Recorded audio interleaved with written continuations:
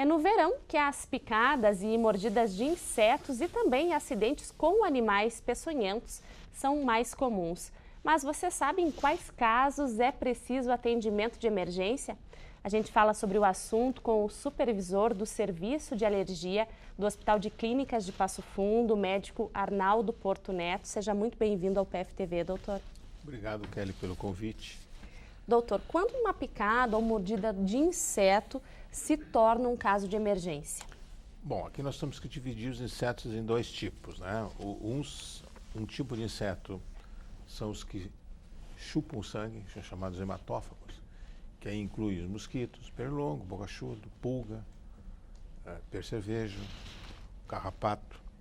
Normalmente esses tipos de insetos não provocam reações alérgicas graves, severas, que podem pôr risco de morte à criança ou adulto.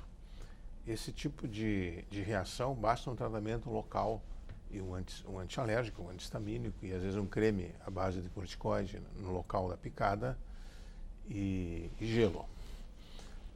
Já os insetos que injetam o veneno, que os principais seriam então a formiga, a vespa e a abelha, eles em alguma parte da população, em torno de 5% delas, da população, poderá vir ter reações alérgicas chamadas anafiláticas, que seria uma reação alérgica sistêmica, né? Então não fica só no local da picada, mas se espalha para a corrente sanguínea e a pessoa pode ter risco de fazer um choque anafilático ou um edema de glote, e isso é uma coisa extremamente, é uma urgência médica.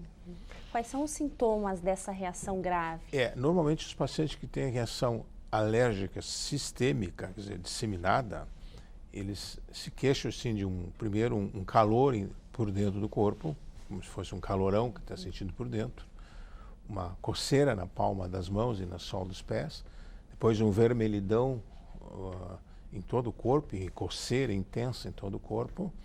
E alguns podem apresentar sintomas respiratórios, como tosse seca, falta de ar, ou sintomas cutâneos, que eu já te falei, que tem além daquele vermelhão do corpo, ou uma forma de urticária, ou edema de lábio, de olhos, de face, ou sintomas digestivos, como diarreia, náusea, vômito, até chegar a um problema do sistema cardiovascular, onde a pessoa pode ter uma queda da pressão arterial, que caracteriza o choque, perda de consciência ou, em alguns casos, edema de glote, onde fecha a nossa glote e não deixa a passagem do ar para dentro dos nossos pulmões. Essas situações são graves. Nem todo indivíduo que tem alergia à picada de abelha, ou de vespa, ou de formiga, ele tem reação anafilática. A maioria deles tem uma reação apenas local. Então, um inchaço no local, uma dor no local, e esse tipo de paciente é o mesmo procedimento. Usa-se um creme à base de corticoide, alguns pacientes têm que tomar corticoide pela boca e um antihistamínico, que é para aliviar a coceira. Os pacientes que têm reação anafilática, que é aquela reação alérgica sistêmica, eles precisam portar junto consigo o antídoto da reação alérgica, que chama-se adrenalina ou epinefrina. E eles têm que imediatamente aplicar esse medicamento na parte lateral da coxa, logo após a picada. Claro que esses pacientes são pacientes que foram avaliados pelo médico especialista e que o orientou. Na Europa e na América do Norte, eles contêm essa epinefrina em forma de uma injeção autoinjetável. Eu vou tomar a liberdade de mostrar para vocês, é uma ampola, como isso aqui, é uma caneta, onde o paciente tira a tampa e injeta na coxa, mesmo por cima da roupa. Isso não existe aqui no Brasil? Não está disponível ainda, a não ser importado, e que daí tem acesso para poucas pessoas. Nós aqui usamos a adrenalina normal, que vem em ampola, a gente monta as ampolas para o paciente, treina o paciente para aplicar, e ele tem que se auto-aplicar ou alguém aplicar nele. Essa adrenalina estaria disponível nas unidades de saúde, Não, nos hospitais? essa adrenalina ela está disponível apenas em farmácias de hospitais. É um medicamento hospitalar, então eles não encontram, Sim, nas unidades de saúde, alguns pronto-socorros têm ela disponível para aplicar ali.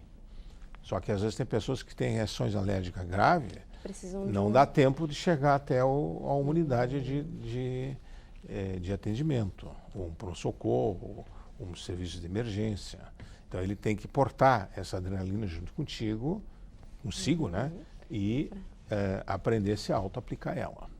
Doutor, e no caso de acidentes com animais peçonhentos, todo caso precisa ir para a emergência? Ah, sim, sem dúvida, porque na hora ele não vai saber se é uma cobra venenosa ou não. Claro, tem alguns detalhes que um especialista ou alguém que conhece vai distinguir o que é uma peçonhenta venenosa de uma não venenosa.